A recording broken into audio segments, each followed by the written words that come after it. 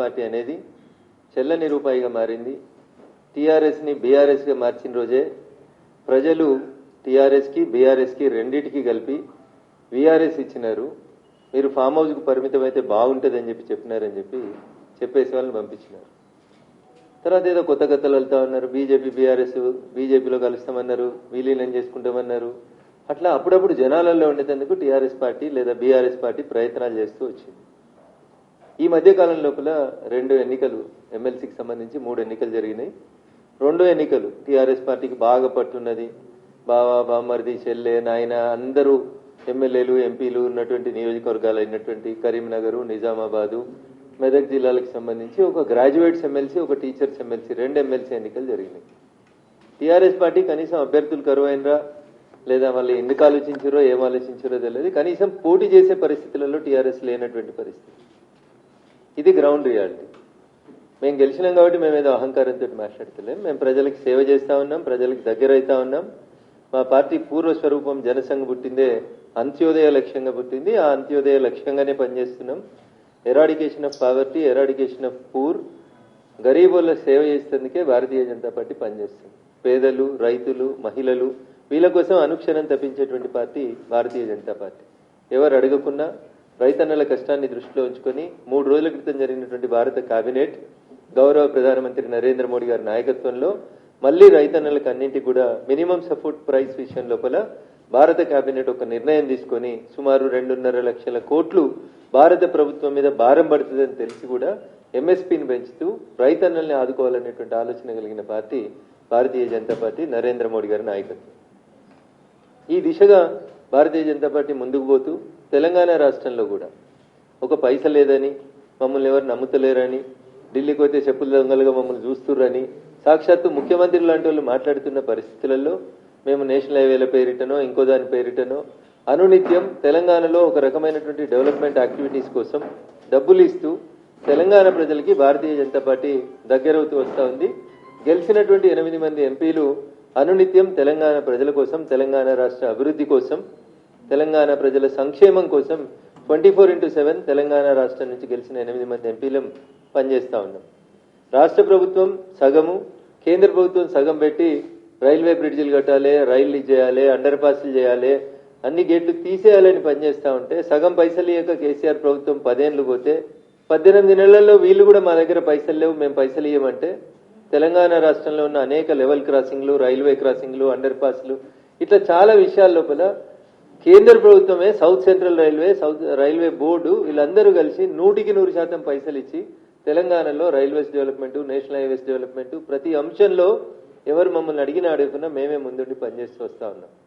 మా మెదక్ జిల్లాకి, పూర్వ మెదక్ జిల్లా మొత్తం ప్రస్తుతం సిద్దిపేట, సంగారెడ్డి, మెదక్ 3 జిల్లాలకు కలిపి అమృత్ 2 పథకం కింద మంచినీళ్ల కోసం 260 కోట్ల రూపాయల్ని భారత ప్రభుత్వం ఒక ఉమ్మడి మెదక్ జిల్లాకి ఇచ్చింది.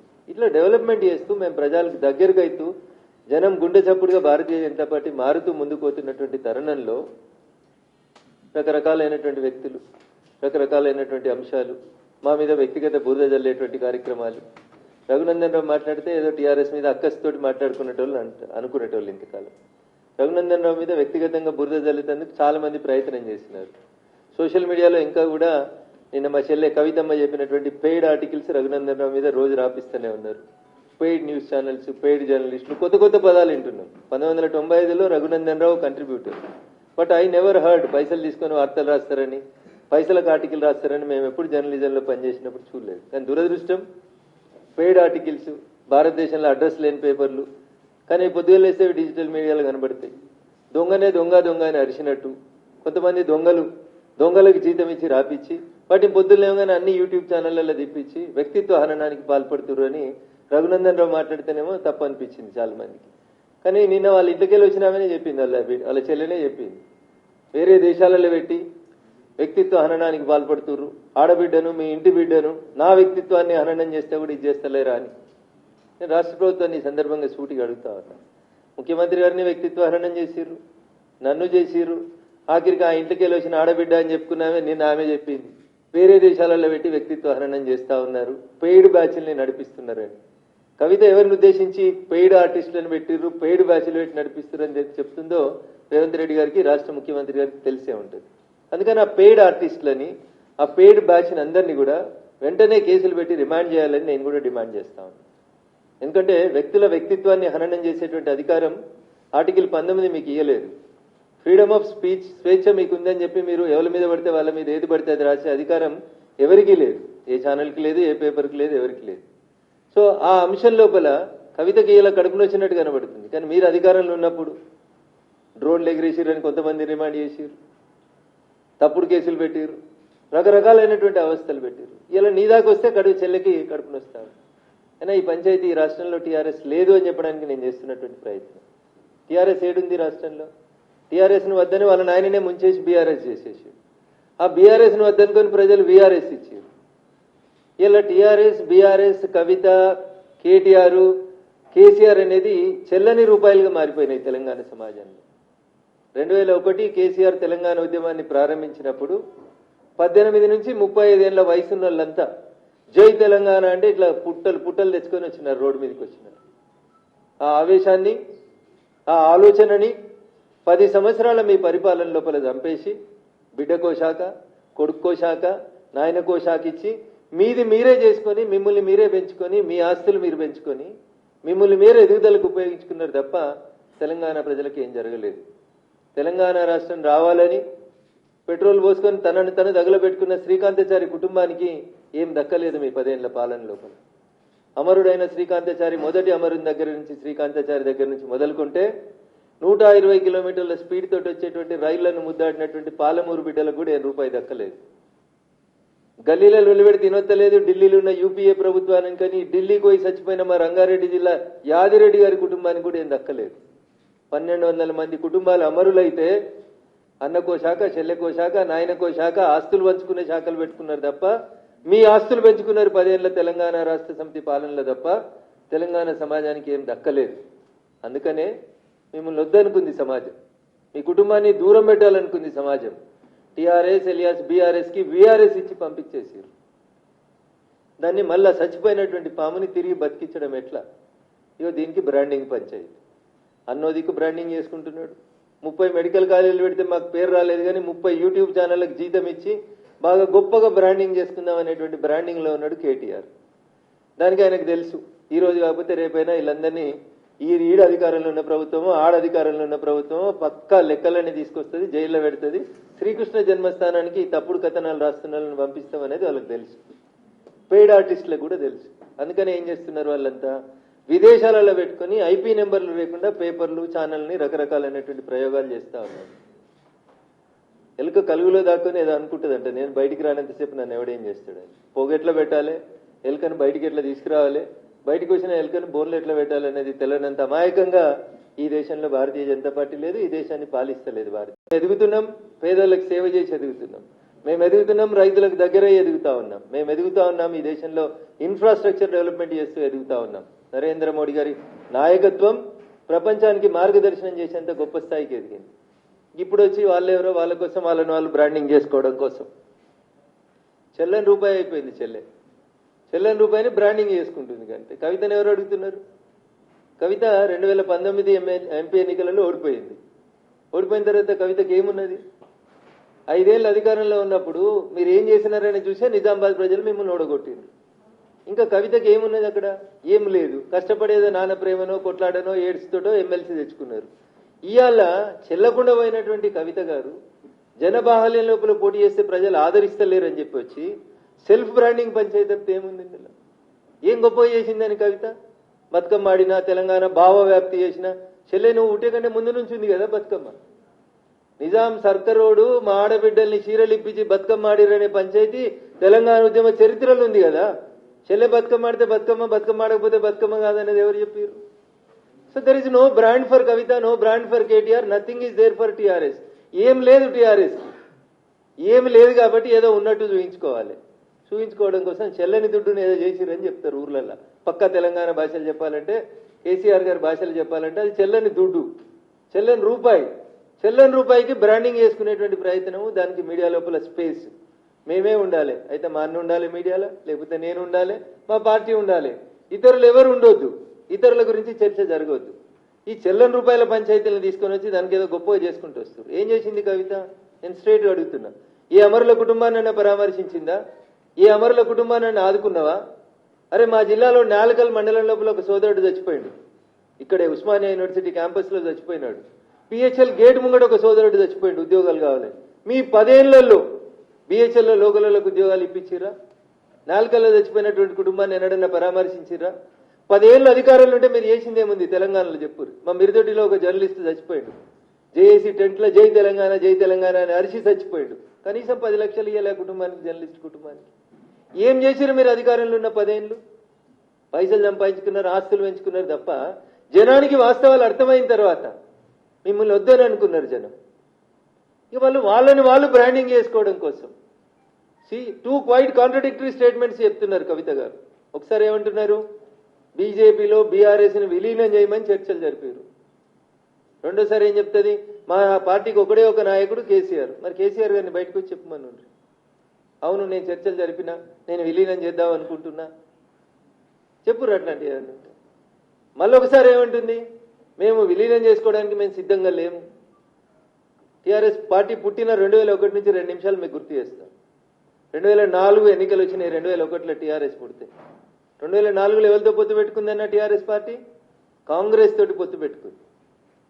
గులాం నబీ ఆజాద్ గారితో పాటు పిసిసి అధ్యక్షుడు వాళ్ళ ఇంటికి పోతే 2004లో పొత్తు పెట్టుకుని రాష్ట్రంలో కేంద్రంలో 2 చోట్ల మంత్రులు ఉన్నది టీఆర్ఎస్ ప్లస్ కాంగ్రెస్.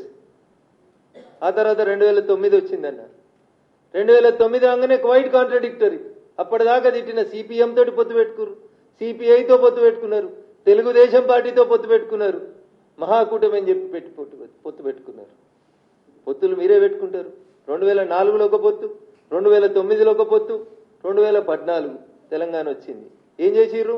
మేము విలీనం చేస్తాం, మాకు దర్శనం ఇస్తే చాలు, మమ్మల్ని కాళ్ళు మొక్కనిస్తే చాలు, మొత్తం కాందాని వస్తామని పోయిర్రా పోలేదా? దండం పెట్టిర్రా పెట్టలేదా? ఫోటోలు దిగిర్రా దిగలేదా? పొత్తులు మీరే పెట్టుకుంటారు, విలీనాలు మీరే చేసుకుంటారు, మీరే ప్రకటనలు చేసుకుంటారు, మీరే ఆలింగనాలు చేసుకుంటారు.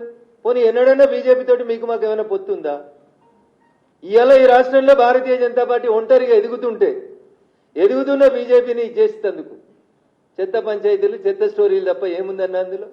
ఎవరు అడిగారు నిన్ను విలీనానికి? ఎవరు అడిగారు నిన్ను పొత్తు పెట్టుకోమని? నీతో పొత్తు పెట్టుకోవాల్సిన అవసరం మాకేముంది? 2014 నుంచి 2018 మీ నాయన పరిపాలన తర్వాత 19 ఎన్నికలలో మేము 4 ఎంపీలు గెలిచిన వాళ్ళం. 2019 ఎన్నికలలోనే 4 ఎంపీలు గెలిచినాం. 24కి వచ్చేసరికి 4ని 8 చేసుకున్న వాళ్ళం మేము. సో భారతీయ జనతా పార్టీ సొంతంగా ఈ రాష్ట్రంలో తన కాళ్ల మీద తాను నిలబడుతున్నప్పుడు మమ్మల్ని ప్రత్యక్ష యుద్ధంలో గెలవడం చాతగానోళ్ళు, అశ్వత్థామ అథో నరో కుంజరో అన్నట్టు సాటుకుంటే అందరు కలిసి ఆలింగనాలు చేసుకొని ఎవరెవరికి పైసలు ఇస్తున్నారు, ఎవరెవరితోటి రాపిస్తున్నారు, ఎవరెవరు ఎందుకు రాస్తున్నారు, ఇవందరి ఉద్దేశం భారతీయ జనతా పార్టీ తెలంగాణలో ఎదుగుదలని ఆపాలి. ఇది అయ్యేది కాదు, అది పోయేది కాదు. మేము చాలా స్పష్టంగా ప్రజల మనసులు గెలుచుకొని ఓట్ల పోతున్నాం తప్ప మేము పైసల పంచాయతీ చేస్తలేము. మీ దగ్గర మస్తు పైసలు ఉన్నాయి, మస్తు పైసలు ఇచ్చిర్రు. 2023 డిసెంబర్ ఎన్నికల ఫలితాలని తారుమారు చేసుకునేందుకు ప్రయత్నం చేసిర్రు, జనాలని మభ్య పెడదామని చూసిర్రు. పైసలు గెలిపి ఎప్పుడు కూడా ప్రజలకు సేవ చేసేటోళ్ళు గెలుస్తారు తప్ప పైసలు ఇచ్చేటోళ్ళు కాదు. అందుకని ఈ పొత్తుల పంచాయతీలు, విలీనాల పంచాయతీలు, భారతీయ జనతా పార్టీతో బీఆర్ఎస్ పొత్తు విలీనం ఇట్లాంటి చర్చ ఏ రోజు జరిగిందని నేను అనుకుంటలేను. మా హైకమాండ్ తోటి కూడా ఎవరు జరిగింది చేసిందని కూడా పార్టీ పెద్దల దృష్టిలో అయితే ఎక్కడ లేదు. అయినా నేను ఒకటి అడుగుతాను, ఊకే చిట్ చాట్ ఏందన్నా? ధైర్యం ఉన్నది కదా నీకు? డైరెక్ట్ ప్రెస్ మీట్ పెట్టు. చిట్ చాట్ ఏంది అంటే మీడియా మిత్రులు ఏదో గోల్మాల్ చేస్తానుక తెల్లారి పేపర్లో ఒక వార్త వచ్చి అందరు దాని మీద విరుచుకపడితే నేను అనలేదు, మీడియా తప్పుగా రాసింది, మీడియాకి తప్పుగా అర్థమైందని చెప్పుకోవడం. ధైర్యం ఉంటే ప్రెస్ మీట్ పెట్టి చెప్పు, మా అన్న నా మీద పేడ్ ఆర్టికల్స్ రాపిస్తుండు, ఇగో పలానా టీవీ ఛానళ్లు పేపర్లు నా మీద తప్పుడు వార్తలు దుబాయ్కి వెళ్ళి రాసినాయి, వాటి మీద కేసు పెట్టుర్రి. చిట్చాట్ ఎందుకన్నా? ఏంది చిట్చాట్ అంటే? తప్పించుకుందానికి మార్గమా? ఆ పేపర్ వాళ్ళు తప్పు రాసిరు, ఆ పేపర్ వాళ్ళకి నా భాష అర్థం కాలేదని చెప్పుకోవడానిక? పుట్టిటాన్ పేపర్ నాయనకే ఉత్తరం రాయగలిగిన దమ్ము ధైర్యం ఉన్న వాళ్ళం మనం. మస్తు 100 ఉత్తరాలు రాసిన వాళ్ళం మనం. ప్రెస్లో కూడా ఒక ఉత్తరం రాస్తే అయిపోతుంది కదా, పాపం వాళ్ళని ఎందుకు కోసపెట్టు? నేనన్నా, నువ్వు అనలే, నేనన్నా, ఇవన్నీ ఏం పంచాయతీలు? వై చిట్ చాట్ అంటే తెలుగు మీడియా వాళ్ళకి ఎంత అమాయకం కనబడుతుర్రా అని మీకు డైరెక్ట్ ప్రెస్ మీట్ పెట్టుర్రి, డైరెక్ట్ చెప్పుర్రి, ఉన్నట్టు చెప్పుర్రి, కుండబద్దలు కొట్టినట్టు. లేనిదెందుకు, లేని మాటలు ఎందుకు, లేని పంచాయతీలు ఎందుకు? కాబట్టి కవిత గారికి నేను చెప్పదలుచుకుంది ఏంటంటే, మీరు మీ కుటుంబ పంచాయతీ, మీ ఆస్తుల పంచాయతీ, మీ పార్టీల పంచాయతీ, మీ వారసత్వ పంచాయతీ, మీ అన్నతోటి మీకు పంచాయతీ, మీ సీట్ల కోసం పంచాయతీ, నీకేమన్నా శాసన మండలిలో ఫ్లోర్ లీడర్ పంచాయతీ, ఇట్లాంటివి ఏమన్నా ఉంటే మీరు తెలుసుకోండి. శాసన మండలిలో ఫ్లోర్ లీడర్ తిరగకపోతే కొట్లాడుకో మీ నాయనతో తలపెట్టుకొని. దానికి చిట్ చాట్ల పేరిట మా పార్టీని, భారతీయ జనతా పార్టీని అనవసరమైనటువంటి వివాదంలోకి లాగొద్దని సోదరి కవిత గారికి నేను ఈ సందర్భంగా చాలా స్పష్టంగా చెప్పదలుచుకున్నాను.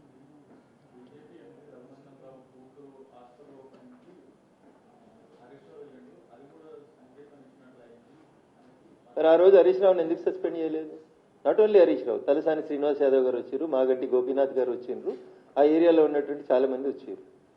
ఆయన ఆరోగ్య శాఖ మంత్రిగా ఒక దవాఖానా ఓపెనింగ్కి వచ్చింది. మీకున్న ఇబ్బంది ఏంది?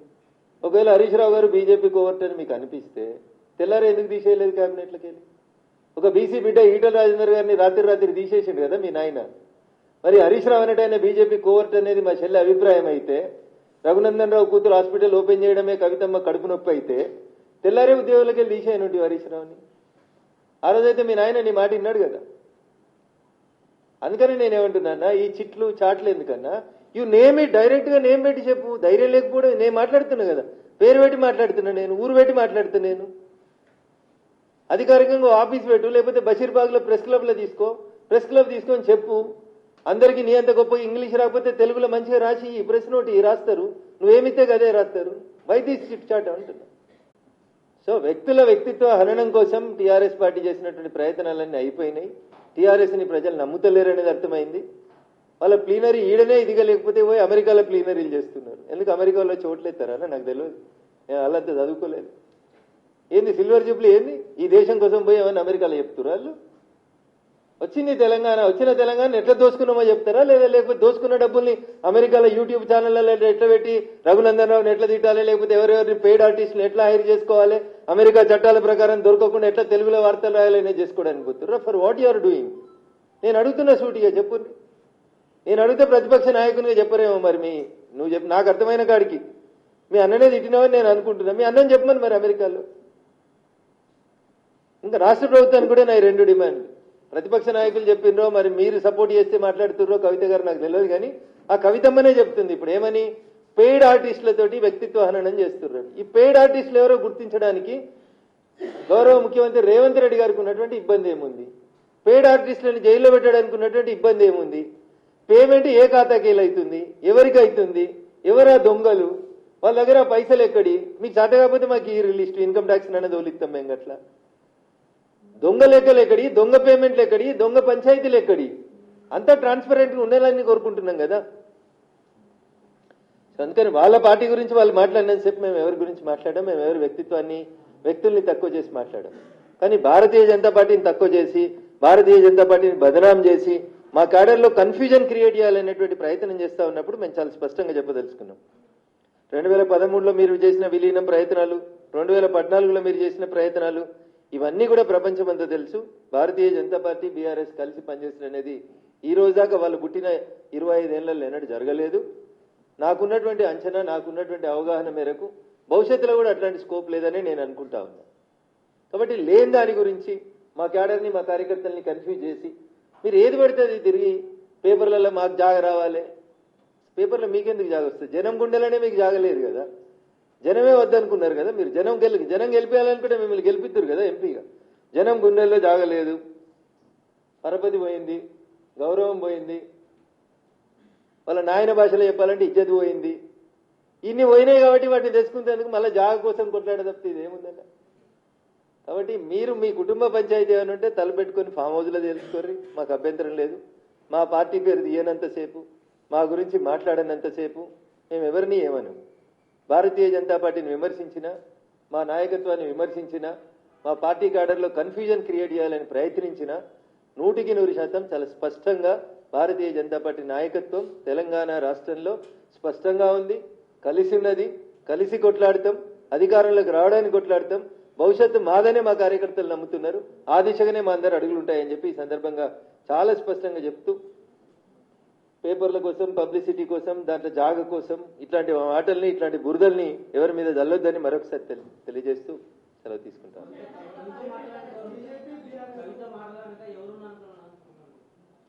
ఇప్పుడు టీఆర్ఎస్ బలహీనపడాలి, టీఆర్ఎస్ నాశనం కావాలని ఎవరు కోరుకుంటారో నాకంటే ఎక్కువ మీకే తెలుసండి.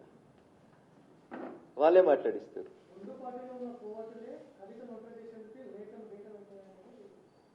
ఇప్పుడు మీ నాన్నకు నువ్వు లెటర్ రాసినావు, తండ్రి కూతుళ్ళ సంబంధం అది, తండ్రి కూతుళ్ళ పంచాయతీ. గతంలో రాసిన లెటర్లు బయటికి రాలేదు. ఇప్పుడు మీ నాన్నగారి పక్కన ఎవరుంటున్నారో నాకంటే ఎక్కువ నీకే తెలుసు. పోయి మీ నాన్నకి చెప్పు, ఇక పలానోడు లీక్ చేసినాడు, వాని పేరు పలానా, వాని బయటికి పంపించని చెప్పు. కోర్టు ఏందని, ఇదేమన్నా నక్సల్ సామ్రాజ్యమా? కోర్టు లేదు.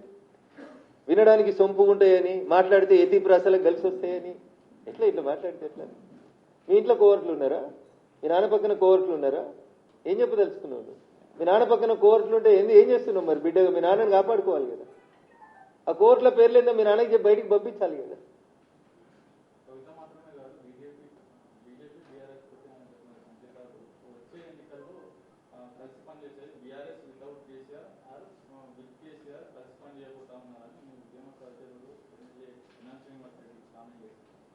నేను ఎన్ఎం శ్రీనివాసరెడ్డి గారు ఏం మాట్లాడినో నేను వినలేదన్నా. తెలంగాణ సమాజం, తెలంగాణ ప్రజలు 2001లో 18 నుంచి 35 ఏళ్ల దాకా ఉన్న వాళ్ళు ఎట్లయితే టీఆర్ఎస్ వెనకాల పోలరైజ్ అయినరో, ఇవాళ నరేంద్ర మోడీ గారి నాయకత్వం గ్రామానికి బాకిందన్న ప్రతి పల్లెటూరులో 18 నుంచి 35 ఏళ్ల దాకా ఉన్నటువంటి ప్రతి యూత్ నరేంద్ర మోడీ గారి నాయకత్వాన్ని, భారతీయ జనతా పార్టీ నాయకత్వాన్ని ఇష్టపడుతున్నారు. మా వెనకాల పోలరైజ్ అవుతున్నారు. కాబట్టి టీఆర్ఎస్ వెనకాల ఖాళీ కుర్చీలు కనబడుతున్నాయనే బాధతో, ఆవేదనతో దీన్ని కన్ఫ్యూజన్ చేసి ఊర్లలో ఉన్నటువంటి ప్రజల్ని మభ్యపెట్టేందుకు కవితమ్మ చేస్తున్నటువంటి ప్రయత్నం.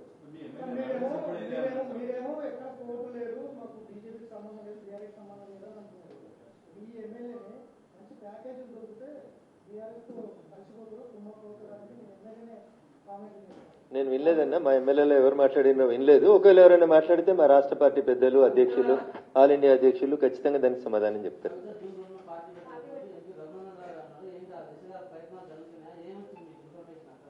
కవిత కొత్త పార్టీ పెడుతుంది అనేది నాకున్న సమాచారం. నేను ఆ రోజు కూడా మీలాంటి మీడియా మిత్రులు అడిగితే చెప్పింది ఏంటంటే, ఆమె నో పాయింట్ ఆఫ్ రిటర్న్ దాకా వెళ్ళిపోయింది, ఇంకా అతికేది లేదా సంసారం, కాబట్టి విడిపోతుంది. విడిపోయిన తర్వాత పార్టీ పెడుతుంది.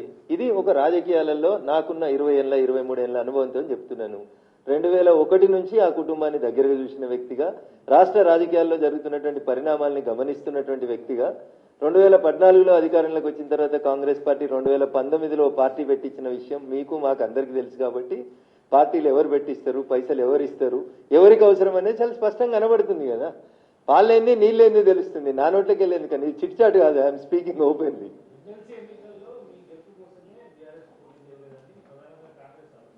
అన్న ఊర్లలో ఒక మోటు సామెత ఉంటుంది, ఆడలేక మధ్యలో ఓడిందని. నీకు క్యాండిడేట్లు లేక, నీకు పెట్టే దమ్ము లేక, పోటీ చేసే ధైర్యం లేక ఇట్లే మాట్లాడుతుంటారన్న. ఎంపీ ఎలక్షన్లలో కూడా పొత్తులు పెట్టుకున్నారు, పరోక్షంగా సహకరించారు. ఇవన్నీ తప్పుడు మాటలన్న. ప్రజలని అమాయకులుగా భావించి ఓటేసేటువంటి ప్రజల్ని తక్కువ చేసేటువంటి మాటలు ఎవరు మాట్లాడొద్దన్న. అది చాలా తప్పు, దురదృష్టకరం. అది అన్నిట్లలో పోటీ చేసిరు వాళ్ళు. ఎంపీ ఎలక్షన్లలో అన్నిట్లలో పోటీ చేసిరు. నా మీదనైతే 100 కోట్లు పెట్టిరు, మీకు తెలుసు. ఇక కాంప్రమైజ్ అయిన పాలిటిక్స్ ఏడున్నాయి అక్కడ? ఏడ కాంప్రమైజ్ అయ్యారు? ఏ సీట్ కాంప్రమైజ్ అయ్యారు చెప్పారు? కాబట్టి ఇవన్నీ అబద్దాలు, తప్పుడు మాటలు. ప్రజలు ప్రజాస్వామ్యబద్ధంగా డాక్టర్ బిఆర్ అంబేద్కర్ గారు రాసిన రాజ్యాంగం ఇచ్చిన పరిమితులకు లోబడి ఓట్లేస్తేనే భారతీయ జనతా పార్టీ ఎంపీలైనా, కాంగ్రెస్ ఎంపీలైనా, ఇంకొకరైనా గెలుస్తారు. కాబట్టి ఒక పార్టీ ఇంకో పార్టీకి అమ్ముడు పోయింది ఇట్లాంటి మాటలు దయించి ప్రజాస్వామ్యంలో సరైనవి కాదనేది నా భావన.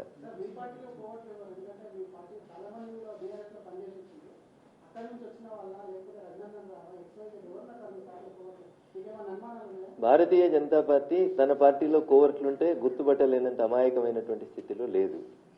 గల్లీ నుంచి ఢిల్లీ దాకా భారతీయ జనతా పార్టీకి నాయకత్వం ఉంది. కేంద్రంలో అధికారంలో ఉన్నాం కాబట్టి ఐబీలు, ఎస్బీలు, ఇంటెలిజెన్స్లు అన్నీ కూడా అట్లాంటి తప్పుడు వ్యక్తులు ఎవరన్నా మా పార్టీలు ఉంటే 100% సమాచారం ఇస్తాయి. సో టీఆర్ఎస్కి వచ్చిన వాళ్ళ అని చెప్పి మీరు ఒక వర్గాన్ని ఎత్తి చూపే ప్రయత్నం మీడియా తొందరపడి చేయొద్దని చెప్తా ఉన్నా. కోవర్టు పని చేసే వాళ్ళు ఎవరు కూడా బీజేపీలో లేరు, ఉండరు, మనలేరు. వాళ్ళ ఫ్యూచర్ కూడా బీజేపీలో కొనసాగదు. మీరు ఆ కుటుంబాన్ని దగ్గర చూసిన వ్యక్తిగా అది పైసల పంచాయతీ లేకపోతే అధికారం కోసం పంచాయతీ? వారసత్వ పంచాయతీ, పైసల పంచాయతీ, రేపు మళ్ళీ ఎప్పుడైనా భవిష్యత్తులో వస్తే అన్ని అన్నకేనా నాకేం లేవా అనేది పంచాయతీ. ఈ రాష్ట్రంలో కాదు, పక్క రాష్ట్రంలో కూడా అదే అయింది. ఏమైందో మీకు తెలుసు. నేను I don't want to name anybody. పక్క రాష్ట్రంలో కూడా ఏమైంది? అధికారం కోసం పంచాయతీ, సీట్ల కోసం పంచాయతీ, నోట్ల కోసం పంచాయతీ, ఇంకేముంటుందని అంతకుమించి. అల్టిమేట్ గా బాగా పైసలు 10 సంవత్సరాలు అధికారంలో ఉన్నప్పుడు బాగా ముద్దు వచ్చింది. ఆ ముద్దను పంచుకునే కాడ పంచాయతీ వచ్చింది. అంతకుమించి కమ్యూనిస్ట్ ఉద్యమ నాయకుడు అని చెప్పుకునేటువంటి మావో గారు అనుకుంటే ఒక సందర్భంలో చెప్తారు, all human relationships are linked with finance. మానవ సంబంధాలన్నీ ఆర్థిక సంబంధాలే అని చెప్తారు. మార్క్స్ చెప్తారు. మార్క్స్ చెప్పినటువంటి మాట, మానవ సంబంధాలన్నీ ఆర్థిక సంబంధాలే అని చెప్తారు. ఇంతకంటే ఎక్కువ ఏముందన్న? కుల్లంగా కనబడుతూనే ఉంది. Thank you.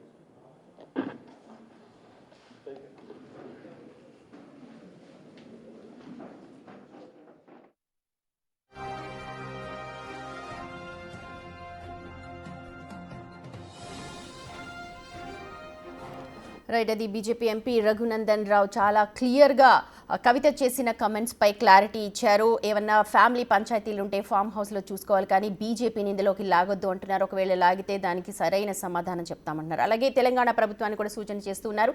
కవిత ఆరోపిస్తున్నట్టుగా ఎవరైతే పెయిడ్ ఆర్టిస్టులు ఉన్నారో లేకపోతే ఐపీ అడ్రస్లు కనుక్కోవడానికి ప్రభుత్వానికి కూడా సూచన చేస్తూ ఉన్నారు. వాళ్ళు ఎవరో కనుక్కొని నిజాలు చెప్పాలంటున్నారు. బ్రేక్ తీసుకుని